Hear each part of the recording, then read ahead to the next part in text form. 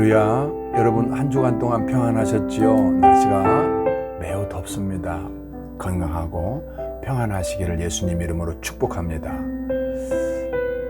오늘 저는 이대로 살아도 괜찮은가 이런 제목으로 학개서를 중심으로 함께 은혜를 나누고자 합니다.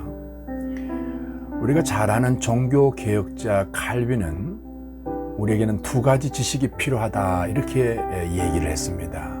그 하나는 하나님을 아는 지식이고 또 하나는 인간을 아는 지식이다 이 말입니다. 이 두 개의 지식은 인간 개인의 실존과 존재 본질을 규정하는 지식입니다. 즉 개인의 생명과 삶의 방향을 결정하는 절대절명의 지식이라는 말입니다. 그러면 이 지식을 어디서 얻을 수 있을까요? 그것은 오직 성경을 통해서만 가능합니다. 왜냐하면 성경은 가장 쉽게 설명하면 우리 인생의 사용 설명서입니다. 인생은 어디서 왔으며 그리고 왜 살아야 되며 어디로 가는지를 알려주는 내비게이션 같은 것이란 말입니다.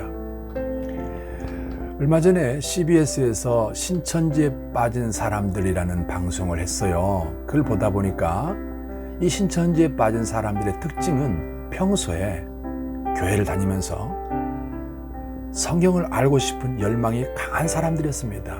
그들은 한결같이 교회는 다니고 있었지만 복음의 교리를 모르는 사람들이었습니다. 그러다 보니 그 호기심이 신천지 교리에 빠져 들어가 버렸던 것이죠.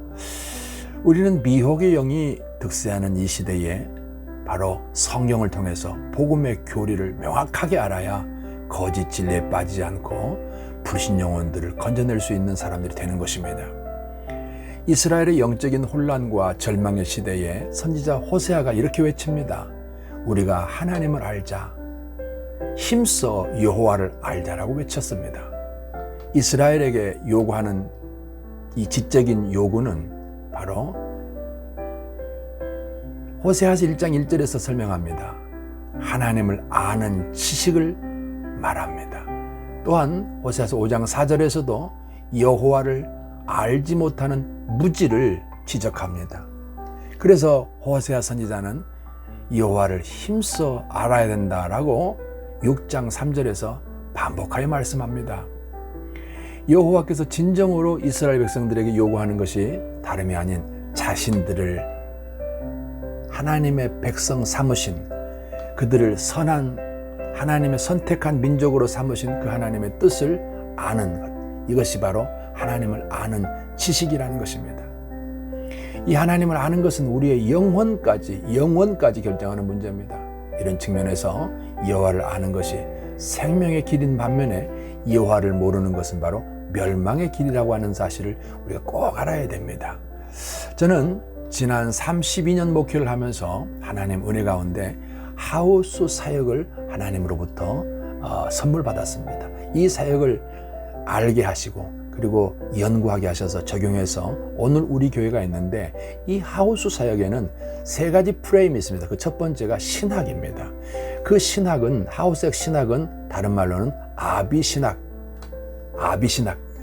나아서 하나님 백성 세우는 그런 불신자를 전도해서 예수 믿게 만들어서 하나님의 사람으로 세워나가는 그런 사역을 말합니다.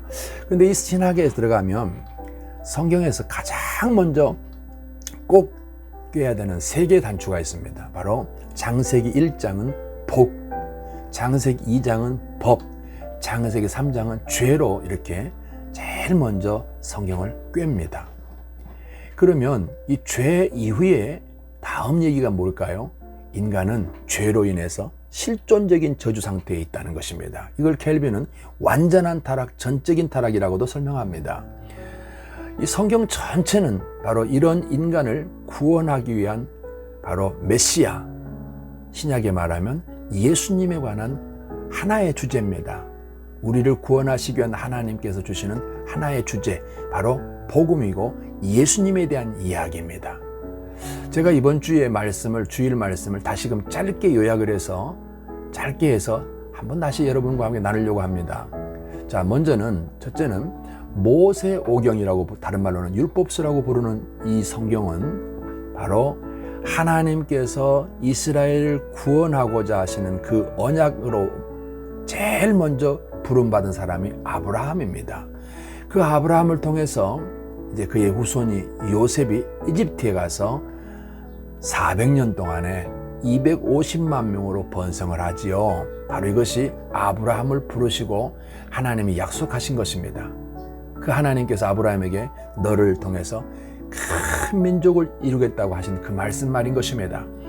이렇게 민족을 이루고 나니까 하나님께서는 그들을 이제 에집트에서 출애굽을 시킵니다. 불러낸단 말이에요. 하나님이 아브라함에게 주셨던 그 가나안 땅으로 옮겨가기 위해서입니다. 그 가나안 땅은 이제 국민, 즉 민족을 이제 이루셨으니 그들을 국토를 주어서, 땅을 줘서 살게 하시는 것입니다. 자, 이렇게 해서 출애굽은 그렇게 오는 거고요. 그래서 레위기에는 성화를 어떻게 이루는지, 어떻게 하나님의 백성이 거룩을 유지할 수 있는지를 가르쳐 줍니다. 그리고 민수기에서는 이제 시나이 반도를 통해서 모압 평지까지 오는 동안의 전 과정이 길게 설명이 되고 있습니다. 그리고 신명기에서는 모세가 마지막으로 하나님께 선택받은 민족으로서 유일신 하나님만, 구주 하나님만 섬기라는 것을 마지막으로 당부하고 모세는 여기서 죽습니다. 그 다음에 이어지는 책이 역사서지요. 역사서는, 구약의 역사서는 총 12권입니다. 그 역사서는 무슨 내용인지 한번 살펴보겠습니다. 우선에 여호수아를 통해서 이들은 요단을 건너서 가나안에 정착을 합니다. 바로 여기로 하나님께서 이스라엘 백성들을 이동시켰다는 말인 것입니다. 그들이 죄로 인해서 버려지고 쫓겨난 인생을 구원해 주실 언약을 잃어버리고 선민의 사명을 잃어버리고 구주가 아닌 우상을 따를 때 그들은 그 정착했던 나라를 잃어버리고 그 백성들은 죽임을 당하고 유다의 마지막 왕 시드기야는 자식들이 죽는 걸 눈으로 보고 그리고 산채로 눈이 뽑히고 바벨론의 포로로 끌려갑니다. 이스라엘의 실패 원인은 바로 창조자시요 구원자이신 메시아 언약을 떠나서 구원해 줄 수 없는 우상을 따라간 것입니다. 하나님의 메시지는 간단해요. 그거 나 아니다. 나는 그렇게 가지 않는다. 그것이 바로 하나님 메시지입니다. 이스라엘 민족의 존재 목적으로부터의 이탈이 이런 비극적인 상황을 만들게 된 것입니다. 하지만 하나님은 구원의 언약을 완전히 취소시킨 것이 아닙니다. 이 날짜를 얘기해서 좀 머리 아플지 모르지만 BC 721년에 북쪽 이스라엘이 아수르에서 멸망을 당합니다. 그리고 이때 예언했던 선지자들이 있어요. 예를 들면 호세아, 아모스, 요나, 이사야, 미가, 오바다 이런 사람들입니다. 이 선지자들이 그들의 나라에 우상을 따라갈 때 어떻게 될 것인가를 미리 수차례 예언을 합니다. 그러나 이스라엘이 정신을 못 차려 깨닫지 못했죠. 이때 예언했던 이사야 예언 중에 하나님께서 그런 중에도 구원의 언약을 취소시키지 않고 지워버리지 않고 있음을 설명하면서 7장 14절에서 구체적으로 하나님께서 우리를 구원하러 오시는 그 내용을 말씀해 주십니다. 어떻게 해요? 처녀가 임신해서 아들을 낳는 그 과정을 통해서 하나님께서 우리의 곁으로 오신다는 것입니다. 이 오실 예수님을, 이 오실 메시아를 기다리라는 것입니다. 그리고 BC 587년에 남왕국 유다가 바벨론의 느부갓네살 왕에게 멸망할 때까지 하나님을 떠나면, 언약을 벗어나면 망한다고 예언한 선지자들이 있습니다. 스바냐, 예레미야, 나훔, 하박국 이런 사람들입니다. 그 중에 예레미야가 이렇게 예언합니다. 예레미야가 29장 10절입니다. 에레미야 29장 10절에서 나 여호와가 이같이 말하노라. 바벨론에서 70년이 차면 내가 너희를 권고하고 나의 선한 말을 너희에게 실행하여 너희를 이곳으로 돌아오게 하리라 이랬습니다. 그리고 페르시아 고레스 원년에 이스라엘 백성들이 그 고레스의 칙령으로 돌아오게 됩니다. 이 예언이 이루어졌다 이 말인 것입니다. 이게 에스라서 1장 1절에서 4절에 있는 얘기입니다. 이제 고레스의 칙령으로 돌아온 사람들에 대한 이야기가 그 기록이 에스라 2장 64절부터 기록되고 있습니다. 이걸 읽어보면 대충 이렇습니다. 그 42,360명이 돌아오고 노비가 7,337명이고요. 그 중에 노래하는 남녀가 200명이었고요. 이렇게 자세히 기록되고 있습니다. 이걸 따져보니까 5만 명에서 103명이 모자랍니다. 그러면 하나님께서 대충 5만 명 이렇게 하지 않고 왜 이렇게 정확하게 숫자를 기록할까요?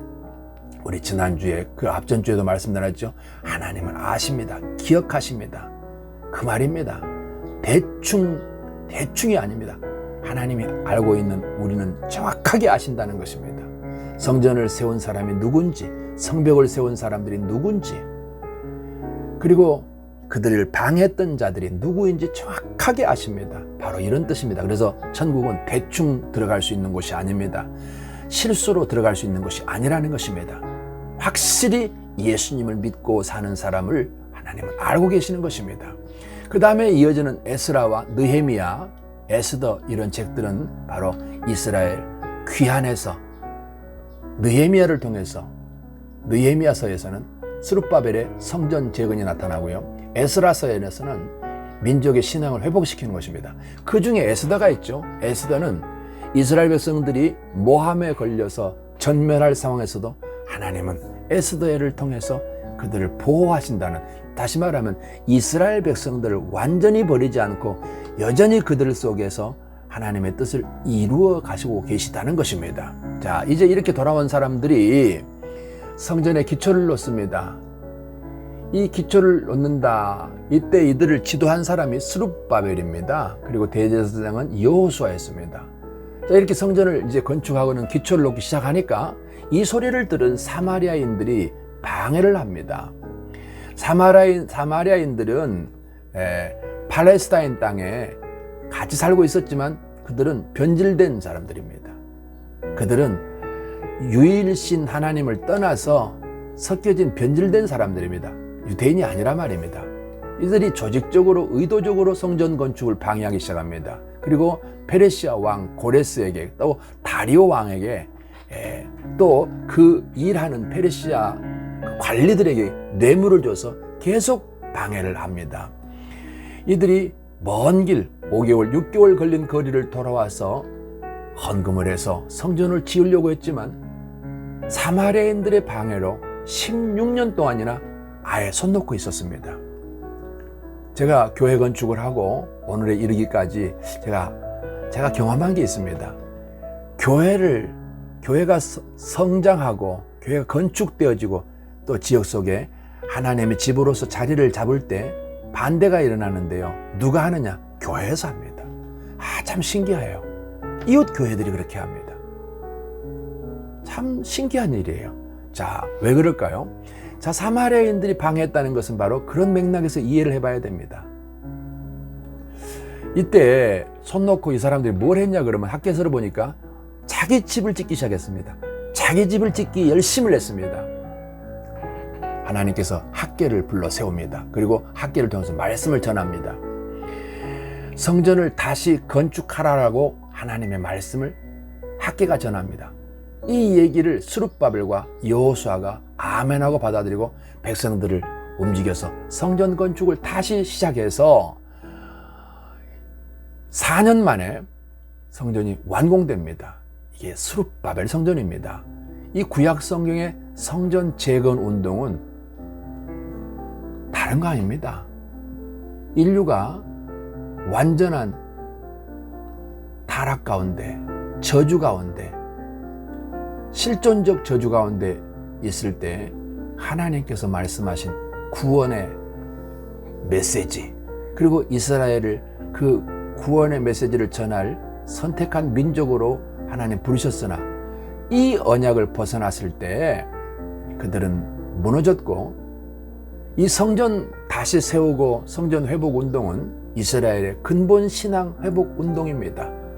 정확하게 말하면 구원의 언약 회복 운동이었던 것입니다. 구약의 구원의 언약을 이루시려고 이사야의 예언대로 오신 분이 계십니다. 이사야의 예언 그대로 마태복음 1장 18절에서 23절까지 있는 바로 예수 탄생의 과정입니다. 그리고 오셨을 뿐만 아니라 고린도전서 1장 3절에서 4절 보니까 성경대로 우리를 위해서 죽으셨습니다. 그리고 성경대로 장사 지낸 바 되었다가 사흘 만에 살아나셨습니다.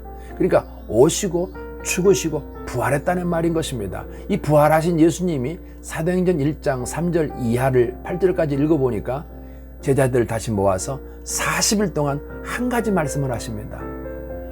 하나님 나라 일을 하라, 이 말인 것입니다. 이 하나님 나라 일이 뭐예요? 하나님께서 구약에 예언한 그 일을 이제 예수님께서 오심으로, 죽으심으로, 부활하심으로 성취하셨으니, 이루셨으니, 다 이루셨으니 이제 누구든지 이 예수를 통해서 하나님을 만나서 영원한 생명을 얻고 죄의 수갑을 풀고 하나님의 백성으로 하나님과 영생할 수 있다는 것입니다. 이 소식을 전해줘야 된다는 것입니다. 이것이 바로 부활하신 예수님이 40일 동안 제자들을 만나서 하신 말씀인 것입니다. 이거를 우리가 다르게 좀 설명하라면 바로 이 전도하는 것은 오늘 이 시대에 성전 세우는 것입니다. 그러나 건물로서의 성전이 아니라 바로 예수님 모르는 사람을 예수님의 생명을 얻게 해서 한 사람 한 사람 영적 생명을 얻게 하는 것, 이것이 바로 성전 세우는 것입니다. 고린도전서 3장 16절에 말씀하신 것입니다. 너희는 하나님의 성전인 것과 하나님의 성령이 너희 안에 계시는 것을 알지 못하느냐. 이건 무슨 성전이요? 영원 성전을 세우는 것입니다. 이것이 교회 세우는 것입니다. 그래서 교회를 세우는 것에 대해서 에베소서 2장 22절은 이렇게 말합니다. 너희도 성령 안에서 하나님이 거하실 초소가 되기 위하여 그리스도 예수 안에서 함께 지어져 가느니라. 여러분, 우리가 예수님을 믿는 순간 우리는 다시 태어난 새로운 생명체입니다. 이전에 부모로부터 받았던 육체적인 생명과 다른 방식으로 존재하고 살아가야 되게 됩니다. 이것을 고린도전서 12장 27절에서는 너희는 그리스도의 몸이요 지체의 각 부분이라고 말씀하시는 것입니다. 우리 모두는 바로 하나님의 거하실 초소가 되기 위해서 그리스도 예수 안에서 함께 지어져가는 존재다. 함께 지어져가는 연합의 공동체성을 이루어가는 교회를 세우는 일을 위해서 우리는 지금 존재해야 된다는 것입니다. 이제 여러분 자신을 돌아봅시다. 지금처럼 살아도 괜찮겠습니까? 이스라엘 백성들이 언약에서 이탈했습니다. 바로 구원의 언약을 잃어버린 것입니다. 그때 그들이 어떻게 됐습니까? 오늘 우리 시대에는 교회를 다니는 것이 완성이 아닙니다. 예수님을 영접했고 하나님의 생명으로 거듭났다면 반드시 해야 되는 이 시대 마지막에 언약이 있습니다. 이걸 실천해야 됩니다. 뭐예요? 교회를 세우는 일입니다. 불신영혼을 예수 믿게 만들어서 한 명 한 명 하나님의 자녀되게 하면 이들의 모임이 교회예요. 이와 같이 한 명 한 명 이 교회 한 몸으로 한 몸 된 교회에 연합시키는 것입니다. 이것이 교회 세우는 것입니다. 이 교회 세우는 것이 바로 오늘 우리 시대에 붙들어야 될 마지막 시대의 언약인 것입니다. 어떤 집사님이 있었습니다. 이분은요 아주 신앙이 좋은 자매였습니다. 그러다 보니 기도도 많이 하고 하나님을 정말 사랑했던 사람입니다. 그리고 나서 믿음 좋은 남자를 만나서 결혼을 하게 됩니다. 결혼 생활도 행복했습니다. 그리고 남편도 사업을 시작했는데 이게 잘 돼서 번창했습니다. 그리고 결혼 10년쯤 지나면서는 큰 부자가 되었어요. 사업이 잘 되는 것이 이유가 돼서 차츰차츰 주일만 나오고 남편은 사업을 이유로 한 달에 한두 번 정도 겨우 교회만 출석하는 상태로 변질이 되기 시작합니다. 이게 문제예요. 그래서 하나님께서도 너희가 살만해지거든 좋은 집을 짓고 우양이 많아지고 은금이 풍부해질 때 조심해라고 말하는 것입니다.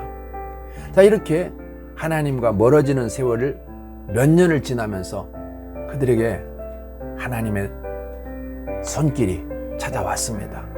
남편이 몸이 아파서 병원에 입원해 가서 검사를 해봤더니 청천벽력입니다. 신경장애를 통해서 전신이 평생 통증을 느껴야 되는 희귀병 진단이 나온 것입니다. 여러분, 우리가 이빨이 조금만 아파도 하루 종일 얼마나 힘듭니까? 그런데 이 사람은요, 신경장애라고 하는 그런 병명을 가지고 통증이 온몸이 계속 통증을 느끼는 건데요. 이게 그야말로 정말 견딜 수 없는 것이죠. 얼마나 힘들겠습니까?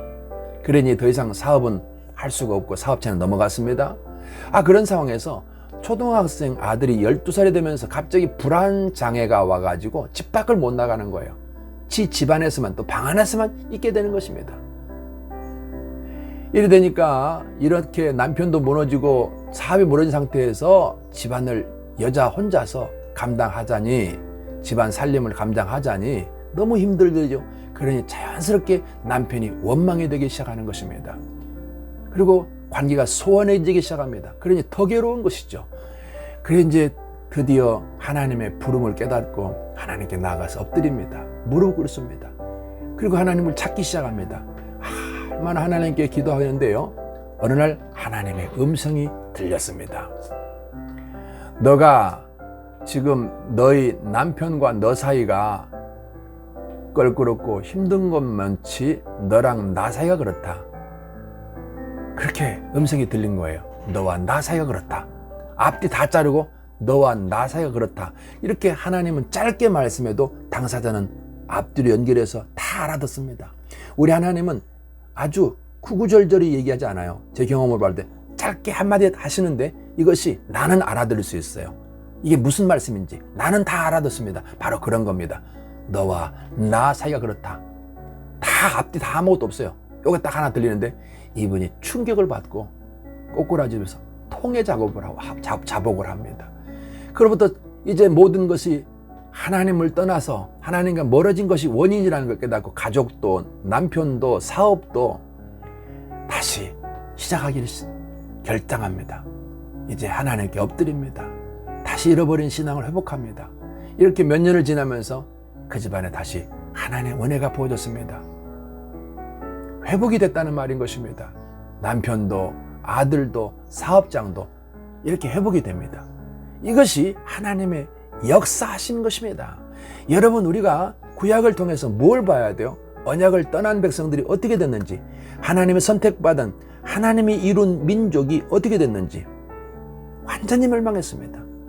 그리고 고통 중에 다시금 하나님 붙들었을 때 하나님께서 그들을 통해서 이 땅에 구원자 메시아가 태어나게 됩니다. 그 민족 속에서 말입니다. 사랑하는 여러분, 이제 말씀을 정리하고 마칩시다. 오늘 우리 시대에 우리가 위험해질 수 있는 과정이 있습니다. 바로 주님이 주신 사명적 자리에서 이탈하는 것, 그리고 구원받은 자로서 살아야 되는 언약을 잃어버리는 것은 바로 구약의 이스라엘 민족에게 임할 일이 우리 개인과 가정에 올 수 있습니다. 최종적으로 주님 만나서 영생의 자리에 들어가는 사람이 누군지 아세요? 교회 다니는 사람이 아닙니다. 몇 대째? 아니면 교회다가 헌금 많이 한 사람? 무슨 목사 가정? 아닙니다. 중직자 가정? 아닙니다. 오늘 삶의 현장 그 자리에서 바로 이 언약, 복음의 언약을 전달하는 전달자로 살아야 되는 것입니다. 이 사람에게 주님은 공급해 주실 복이 있고요, 지켜주실 것이며 또 알게 해주실 것이며 하나님의 뜻을 이루는 일에 쓰시는 것입니다. 이때 가장 안전하고 평안합니다. 이 복을 여러분 모두가 받으실 수 있기를 예수님의 이름으로 축복합니다. 사랑하는 여러분, 한 주간 동안 평안하게 계시다가 또 만나십시다. 감사합니다.